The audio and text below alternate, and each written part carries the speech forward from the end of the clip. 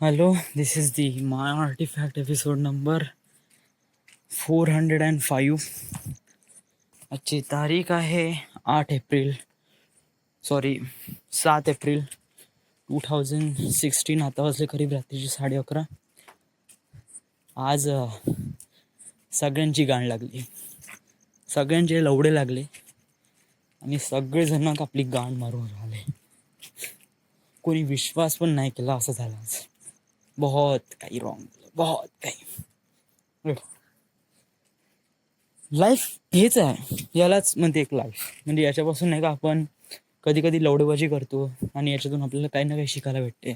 का लवडेबाजी नाही करायला पाहिजे, पण कधी कधी त्या लवडेबाजी करण्यामध्ये नाही का एक चांगला एक्सपिरियन्स पण येतो. एक्सपिरियन्स पण बहुत गरजेचा आहे. लवडा आपण कोणा पोटील हेपून राहिलो ना, तर पहिले माहीत करायला पाहिजे का आपण लवडा कसं हेपून राहिलो. हेपणं नाही हेपणं महत्वाचं नाही आहे, महत्वाचं आहे त्याला कसं हेपणं. लवडा किती हेपलबाजी करून राहिला, तेरी माँ की माँ तर चूत.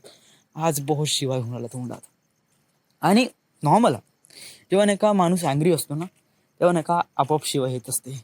जरी की ही गोष्ट माझ्यासोबत लागू नाही झाली, म्हणजे मी तेवढा इंटरॅक्ट नाही आहे, पण आय डोंट नो. ओके, सुरुवातीपासून आपण स्टार्ट करू, काय झालं काय नाही. खूप दिवसा अगोदर, म्हणजे जेव्हा लग्नाच्या वेळेस, तेव्हा श्रुतीने बोलवलं होतं, श्रुतिकाने सगळ्यांना बोलवलं होतं का तिच्या मामाचे किंवा काकाचं लग्न आहे, तर सगळेजण या बा. ते इकडे गेलो होतो पोलीस ग्राउंड, तिथे लग्न होतं. तिथे या लग्न या, ओके ओके जाऊ ना, काय काही नव्हतं. तर गेलो आम्ही, राईट. तर तिथे काय झालं, तिथे सीमा सॉरी सुची होती, श्रुतिका होती आणि श्रुती पण होती, आणि आम्ही इकडे 4-5 जण वगैरे, राईट. तर तिथे एक बंदा पण होता. हा बंदा माहिती आहे कोण आहे? या बंदाचं नाव होतं रितेश. आडनाव नाही माहीत, त्याला आम्ही म्हणतो रितेश देशमुख, राईट. तर हा बंदा माहिती आहे कोण आहे? हा बंदा आहे श्रुतिकाचा, विशालची गर्लफ्रेंड, श्रुतिकाचा फर्स्ट बॉयफ्रेंड हा रितेश. आणि फर्स्ट बॉयफ्रेंड होता. आता हा नाही का हिच्या लाईफमध्ये इंटरफेअर करताय म्हणजे व्हॉट इज एक्झॅक्टली, मला थोडंसं सांगायला ऑकवर्ड वाटत आहे. कारण हे नाही का डिस्कशन त्यांचं आहे, मला याच्याबद्दल आणि मला या आर्टिफॅक्ट एपिसोडमध्ये रेकॉर्ड करण्यामध्ये याचा काही उद्देश नाही, याचा काही हे नाही, कन्क्लुजन नाही, याचा काही मुद्दाच नाही आहे. तरी मी का सांगून राहिलो, वाय आय डोंट नो. म्हणजे हे सांगण्यामध्ये थोडीशी माझी फिलिंग्स थोडीशी अजून जास्त एलॉबरेट होऊन राहिली वगैरे वगैरे, राईट. हां, फंडा काय, श्रुतिका या मुलाला खूप लाईक करत होती तेव्हा 11-12 स्टँडर्डमध्ये, या रितेश नावाच्या मुलाला, जेव्हा ही नागपूरमध्ये होती. नंतर काय झालं की हिच्याकडून खूप क्रश होता, बट त्याच्याकडून काही नव्हतं. तो बंदा जस्ट युटिलाइज करून राहिला होता, पण तो कमिट नाही करून राहिला होता का आहे म्हणून काही. तो जस्ट बस यूज करून राहिला होता वगैरे वगैरे. इन द एंड तिला कळलं का हा तो बंदा नाही आहे, हा तो बंदा नाही आहे जे की राजकुमार आहे स्वप्नातला. तर मग ती सोडलं त्याला न सांगता, आणि ती इकडे वर्धेत आली आणि SD कॉलेजमध्ये ॲडमिशन घेतली, राईट. Problem solve. काही नाही. प्रॉब्लेम एक आहे का तिने याला सांगितलं नाही का ब्रेकअप झालं किंवा कमिट नाही केलं आणि जस्ट निघून गेली. तर ही कशी लाईफमध्ये मूव ऑन झाली, लाईफमध्ये पुढे सरकली. तिला आता IITचं प्रिपरेशन न करता आता इंजिनिअरिंगकडे वळावं लागलं, जे की त्याच्यामुळे झालं, राईट. तर त्याच्यानंतर ती एका बंद्यासोबत पुन्हा प्रेमात पडली, जो की बंदा याच्यात काही डिस्कशनमध्ये कामी नाही आहेत. दुसरा बंदा कामी येते, आणि तो दुसरा बंदामध्ये होता हा विशाल, जो की ती हिला लाईक करत होती आणि हा पण तिला लाईक करत होता, जस्ट लाईक. काय नियर अबाउट 2 वर्ष अगोदर हा रितेश नावाचा प्राणी बिलकुल अस्तित्वात नव्हता. आम्हाला माहीत पण नव्हतं का हा बंद आहे का नाही आहे. 2-3 वर्ष झाले यांच्या रिलेशनशिपमध्ये. बहुत चांगले राहिले, बहुत टाइम आम्ही स्पेंड केला, बहुत चांगले. श्रुतिका आम्ही वन मॅन टीम, त्यानंतर श्रुती डोबळे पण ॲड झाली वगैरे वगैरे. बहुत चांगले चांगले मोमेंट आमचे आहे, बहुत चांगले चांगले मोमेंट. आणि हे मोमेंट खरंच बिलकुल विसरण्यालायक नाही आहे. कारण आम्ही त्याला बहुत चांगल्याने त्याला स्पेशल ट्रीट केला आहे. कारण जे पर्सन, कारण त्या मोमेंटमध्ये जे पर्सन तिथं होते त्यांनी एक प्रकारे बॉन्ड केला होता का आम्ही सोबत राहू यार, जे काय असो आम्ही सोबत राहू. ॲटलिस्ट एवढा तर विश्वास झाला होता की नियर अबाउट 4-5 वर्ष तर हे कुठे गेलेच नाही. मला तरी हेच विषय होतं. काही काही जण तर खूप लग्नापर्यंत गेले होते, मी इथपर्यंत नाही गेलो. मी बस इथपर्यंत गेला का नियर अबाउट 4-5 वर्ष तरी आम्ही सोबत राहू यार. जरी मी मुंबईला जाईन, थोडीशी लाईफ स्ट्रक करीन वगैरे वगैरे, इन द एंड मी मुंबईवरून सक्सेसफुल होईन. मी न्यू इयर पार्टी पिंट्याकडे सेलिब्रेट करीन आणि त्या पिंट्याकडे सेलिब्रेट करायच्या वेळेस आम्ही 5 जण सोबत, ते 2 जणी, अजून 1-2 मुली जणी ॲड होईन आणि आम्ही सोबत राहू यार. कोणी मायनस नाही होणार, थोडी थोडी प्लस होणार, पण नेहमी कनेक्ट राहू कुठे ना कुठेतरी, असा आम्ही विचार केला होता. 2 वर्षात तरी आम्हाला बहुत चांगल्याने विश्वास जमला होता की हे बंद आहे ना, हा विशाल आणि श्रुतिका, हे 2 जण बंद आहे. 2 जण हुशार आहे, 2 जण दोघांना अंडरस्टँड करते आणि ब्रेकअप न करण्याचं यांच्यापाशी काही दुसरं रिझन नाही आहे. सो ती पण त्याची रिस्पेक्ट करते आणि हा पण बंदा तिची रिस्पेक्ट करतो, राईट. तर एव्हरीथिंग इज गुड, राईट. तिच्या आमच्यासारखा ग्रुप तिला कधी भेटलाच नसेल, राईट. आणि आम्हाला पण वाटते का तिच्यासारखी मुलगी या ग्रुपमध्ये कधी इन्व्हॉल्व झाली नव्हती याच्या अगोदर, but she is the one, right. आम्ही खूप स्पेशल मोमेंट आम्ही कॅमेरामध्ये कैद केले वगैरे वगैरे. So that moment was really nice and really incredible, right. Very right. Problem काय झाला आता, 2 वर्ष झाले. 2 वर्षानंतर झाला सरळ आपण येऊ त्या लग्नात, ज्या लग्नात श्रुतिकाने बोलवलं होतं. आम्ही सगळेजण गेलो होतो तिथे. तो बंद आला, रितेश हा बंद आला. आता या बंदाचं काय काम आहे, काय का आपण नाही का नेहमी आपला केव्हा नाही का. तुला माहित आहे सर्वात पहिला सेलफोन कोणता होता तुझा, म्हणजे तुला जो सर्वात पहिला सेलफोन, नोकिया 2690, राईट. जर तुला तो आता भेटला तू घेशील का? व्हाय नॉट, ऑफकोर्स.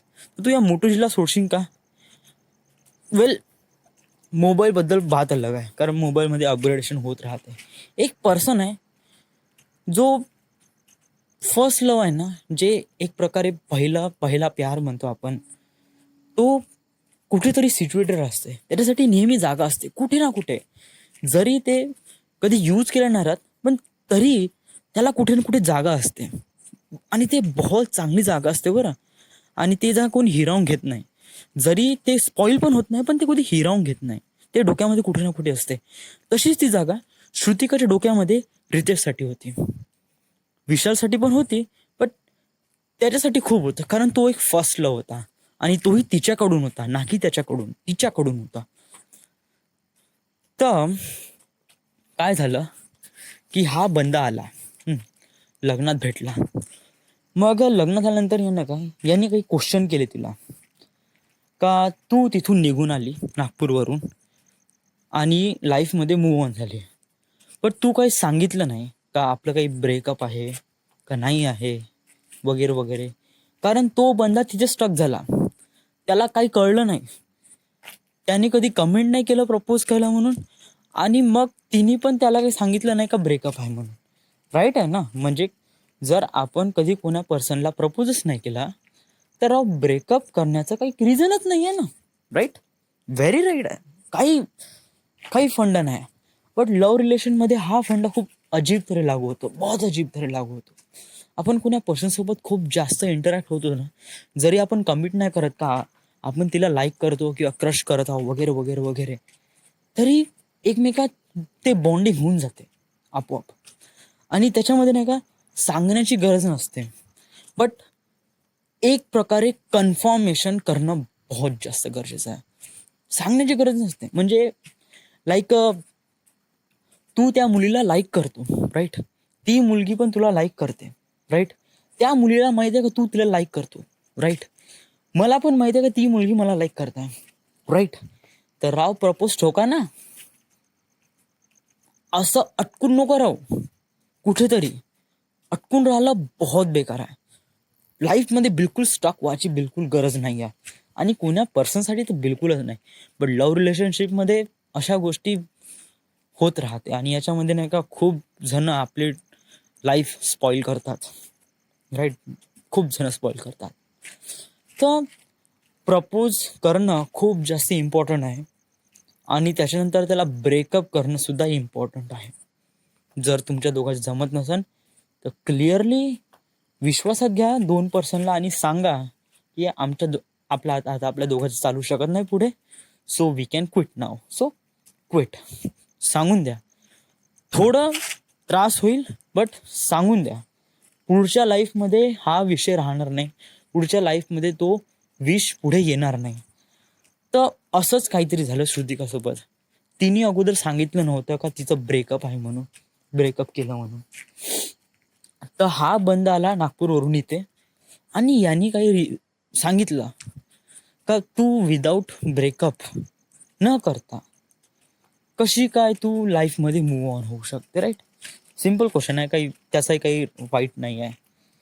तर मग काय झालं का हिच्या डोक्यात म्हणजे कुठे ना कुठे त्याच्याबद्दल प्रेम होते. तर जेव्हा तो आला ना बंदा, ही खूप स्माईल झाली, खूप एंटरटेन झाली किंवा खूप जास्त हवेत उडू लागली वगैरे वगैरे वगैरे. जे की 2 वर्षात विशालने जेवढं काही तिला स्पेशल करण्याचा प्रयत्न केला, त्या 2 वर्षात ती बिलकुल एवढी हवेत न उडली जेवढी की हा फक्त 2 मिनिटात ती बिलकुल हवेत उडायला लागली. Like a special person she got. त्यामुळे ती एक प्रकारे अनबॅलन्स झाली, एक प्रकारे सीसॉमध्ये. त्या सीसॉमध्ये कोण होता? विशाल होता आणि तो काय नाव आहे त्याचं, रितेश होता. 2 जण.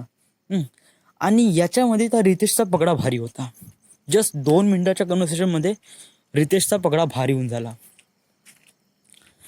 तर मग काय झालं, तरी ती श्रुतिका विशालसोबत इंटरॅक्ट व्हायची. कारण she is a boyfriend, he is a boyfriend.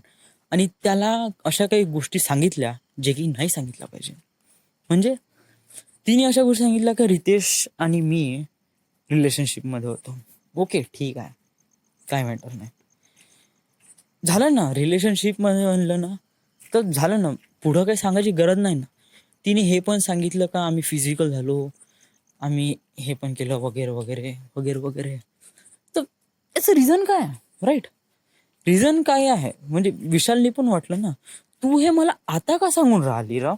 आणि एवढं काम सांगून राहिली, मला माहिती आहे ना. ठीक आहे, तुम्ही रिलेशनशिपमध्ये एक वर्ड ठीक आहे, एवढं सांगण्याची गरज नाही का तुम्ही फिजिकल पण झाले. तू मला जेलस करण्याचा प्रयत्न करत असेल तर तू सांग, ओके ठीक आहे. सिम्पल आहे ना. विशालनी पण सेम क्वेश्चन म्हणला. मग हा पण अँग्री झाला वगैरे वगैरे. का तू नेहमी त्याच्याच टॉपिक घेऊन काऊन बोलते, त्याचाच टॉपिक घेऊन? मला गेट इन ना, कळलं ना. ठीक आहे, मॅटर झालं ना तुमच्या दोघांमध्ये, झालं ना, सांगायची काही गरज नाही मला. बट तू बार बार काऊन सांगून राहिली? दहा एकच टॉपिक काऊन घेऊन राहिली, काऊन राऊंड अप करत आहे वगैरे वगैरे. याच्यामध्ये हा बंदा झाला खूप स्ट्रेसमध्ये, बहुत स्ट्रेसमध्ये आला. आणि मग या विशालनी नाही का सरळ सांगून दिला का ब्रेकअप झालं, इनफ. आता तू त्या रितेश सोबत खुश राहा का कोणा भोकात जा, मला ब्रेकअप करून मला ठीक राहू दे. मला स्टँड अप होऊ दे माझ्या लाईफमध्ये, बस. त्यांनी हेच म्हणलं, बाकी काही नाही. आणि सरळ ब्रेकअप करून टाकला. आणि इथे आम्ही ग्राउंडवर होतो, तर आम्ही आज डिस्कशन केला का वगैरे वगैरे वगैरे. अमोलचं पण काही ना काही मॅटर झालं. अमोल हा आपला वैभवचा मित्र, त्याचं पण थोडं, त्याचं तर बहुत जास्त मॅटर झालं. बहुत ही कॉम्प्लिकेटेड स्ट्रक्चर आहे त्याचं तर. बट तो माझा इतका जवळचा नाही पडत. तरी म्हणजे एक बंदा आहे, अमोल, एका मुलीला लाईक करत होता. नियर अबाउट 5 वर्ष रिलेशनशिपमध्ये होता किंवा मोर दॅन 5 इयर्स. त्याच्यानंतर त्या मुलीची सगाई झाली. मग हा बंदा अमोल आपल्या लाईफमध्ये मूव्ह ऑन झाला आणि त्याने दुसरी पटवली.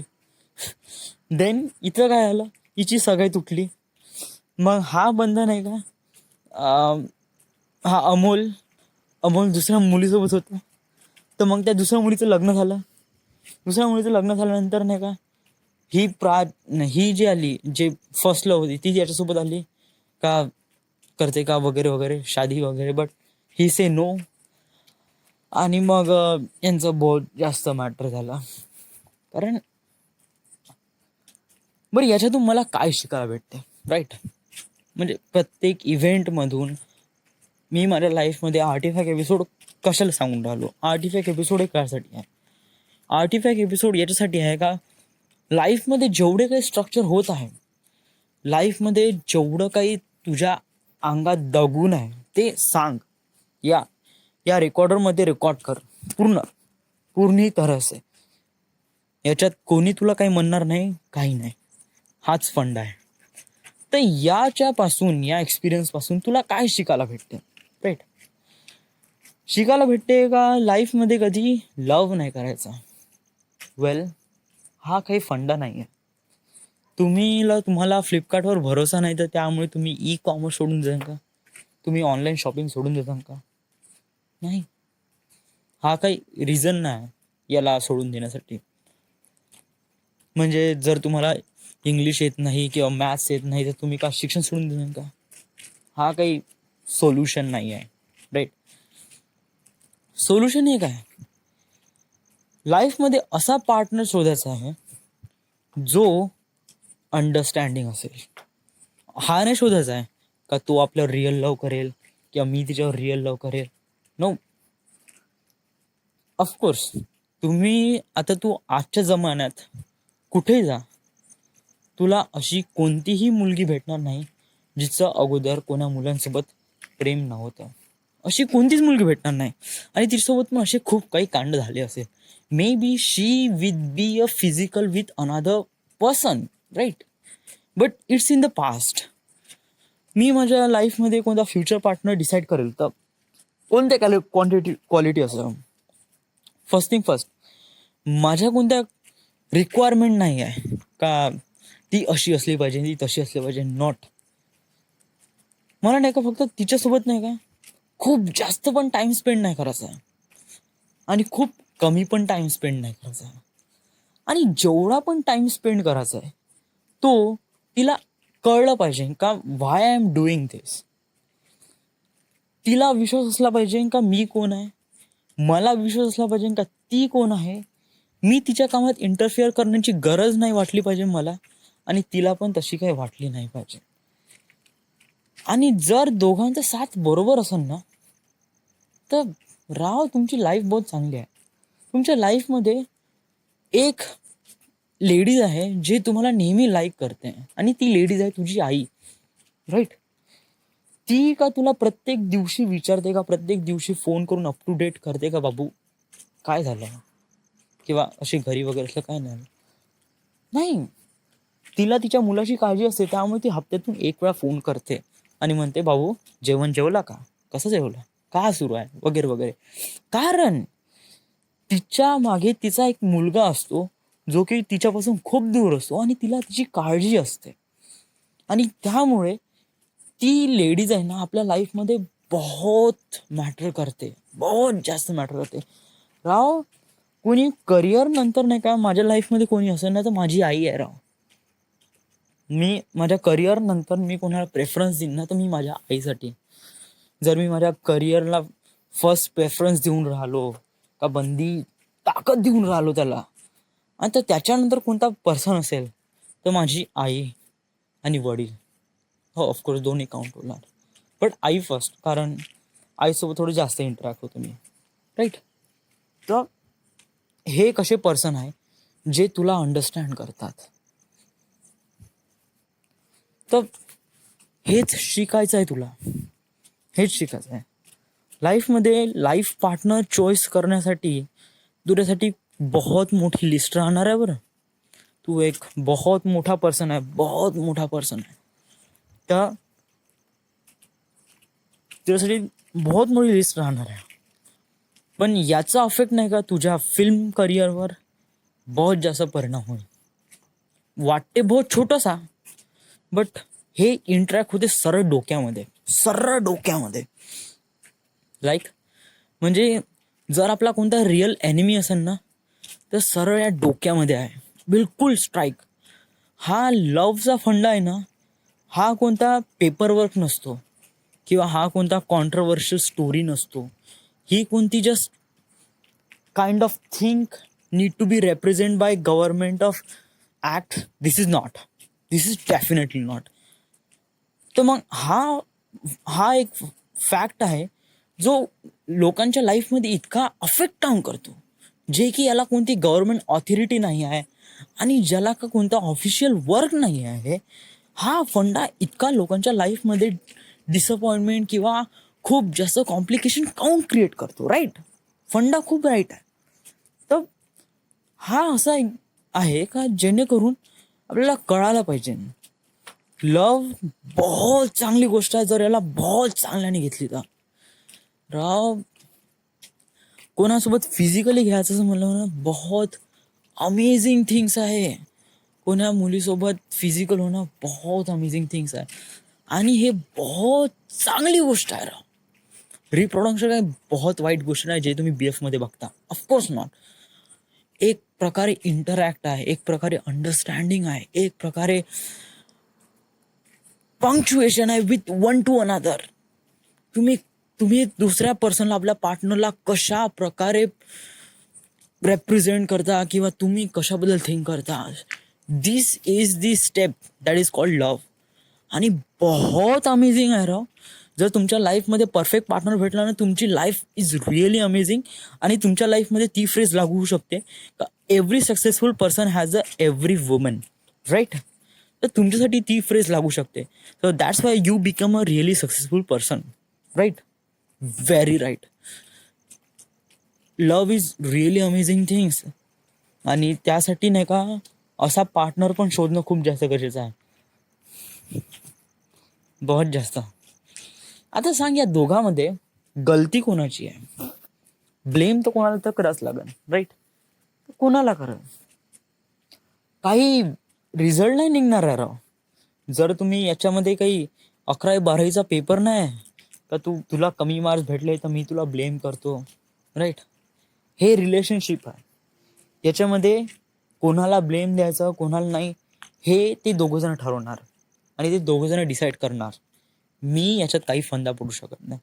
जरी मी एक थर्ड पर्सन आणि ॲज अ ऑडियन्स म्हणून जर मी रिअलाईज करतो का याच्यात प्रॉब्लेम कोणाची आहे, तर मी म्हणतो याच्यात श्रुतिकाची प्रॉब्लेम आहे. कारण तिने बरोबर लोकांना एक्सप्रेस नाही केला तिच्या भावना जे काही आहे ते, राईट.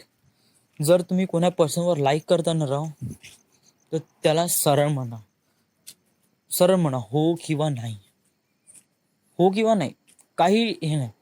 आणि समोरच्या व्यक्तीला आपण क्लिअरली सांगावं की हो किंवा नाही, मला तुझ्याकडून काय एक्सपेक्ट नाही आहे, मला बस फक्त मन हलकं करायचं आहे, राईट. तर बस एवढं सांगा, बाकी काही नाही.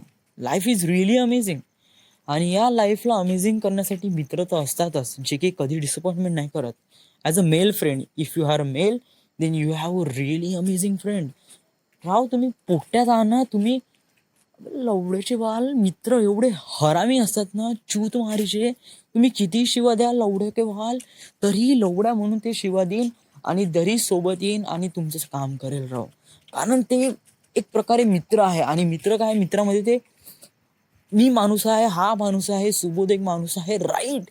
म्हणून आमच्यामध्ये इंटरॅक्शन बहुत चांगलं होते. आम्ही काही दिवसातून 10 वेळा फोन नाही करत आणि आम्ही 10 दिवसातून भेटतही नाही. आम्ही दिवसातून एकच वेळा भेटतो, खेळाच्या वेळेस आणि ग्राउंडमध्ये. याच्यात काही खूप जास्त गोष्ट नाही आणि चॅटिंगमध्ये पण खूप जास्त बोलत नाही.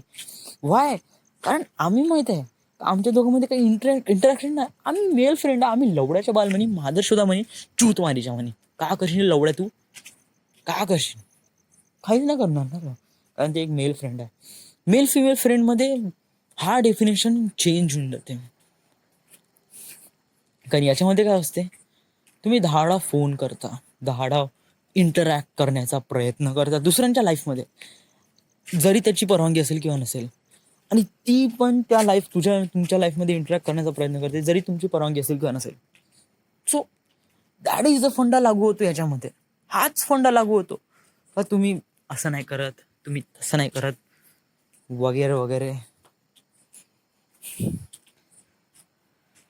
याच्यामधून अंडरस्टँडिंगची भावना काय असते, वेल मला याच्यामधून काही अंडरस्टँड करायचं नाही आणि याच्यातून काही रिअलाइज करायचं नाही. कारण मला करिअर बनवायचं आहे, लाईफमध्ये करिअर बनवायचं आहे. ज्यामुळे मी लाईक करतो त्यामुळे मी लाईक करतो, त्याच्यामध्ये नियर अबाउट 20% हिस्सा आहे आणि 80% रिअलाइज करतो की मला वेट करायला पाहिजे ॲज अ परफेक्ट मोमेंट. पण मला असं पण नाही वाटलं पाहिजे का खूप जास्त लेट केलं मी, असं पण नाही वाटलं पाहिजे, राईट.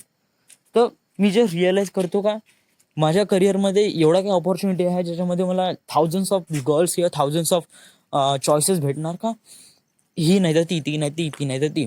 मला फक्त असा पार्टनर पाहिजे जे की अंडरस्टँड करते. आणि मला अशा लाईफमध्ये, म्हणजे माझ्या लाईफमध्ये मला नाही का असं म्हणजे वाटते ना का माझ्या लाईफमध्ये कशी पर्सनॅलिटी बनवायची आहे as a world, as a जगासमोर. तो कोणाला वाटते ना का कोणी परफेक्ट हजबंड किंवा परफेक्ट बनायचं आहे, तर मला बिलकुल तसं नको लागत आहे. सांगू माझा ड्रीम जॉब काय, म्हणजे ॲज इन जर मी समजायचं कोणी रिलेशनशिपमध्ये, म्हणजे मी वर्ल्डला कोणत्या प्रमाणे इंटरॅक्ट करतो as that kind of field किंवा at that kind of structure. तर असा बंदा बनायचा ज्यांनी नियर अबाउट 8-9 वेळा लग्न केलं आणि 8-9 वेळा घटस्फोट घेतला.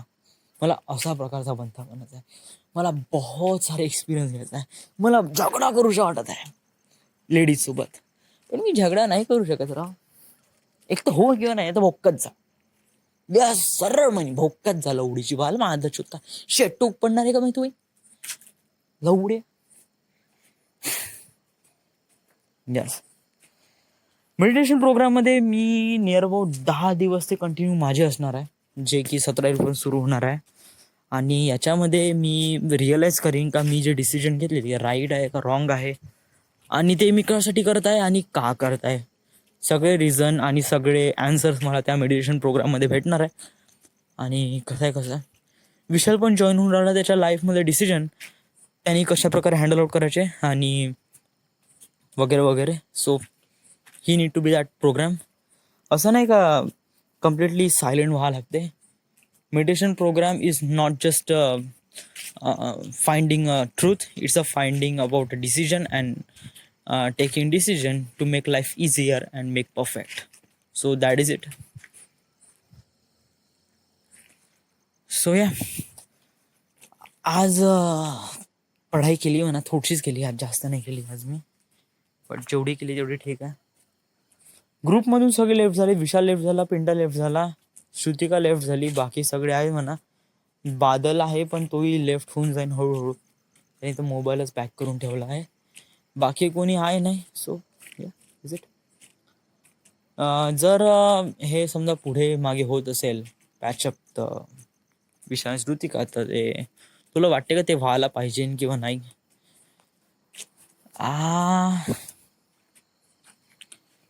जर हा विशाल जर यांनी आता हे काय त्याचं करिअरचं वय आहे, त्याला डिसाईड करावं लागेल का त्याचं करिअर कोणतं आहे आणि त्याला कशा प्रकारे त्याला फोकस करायचा आहे, राईट. जर त्याचा फोकस बरोबर असेल ना, जर तुमचा फोकस बरोबर असेल तर तुला इथे जायचं आहे किंवा तिथे जायचं आहे किंवा या डिरेक्शन जायचं आहे, त्या डिरेक्शन जायचं आहे, तर तुम्हाला नाही का तुमचा पाथ एकदम क्लिअर दिसतो.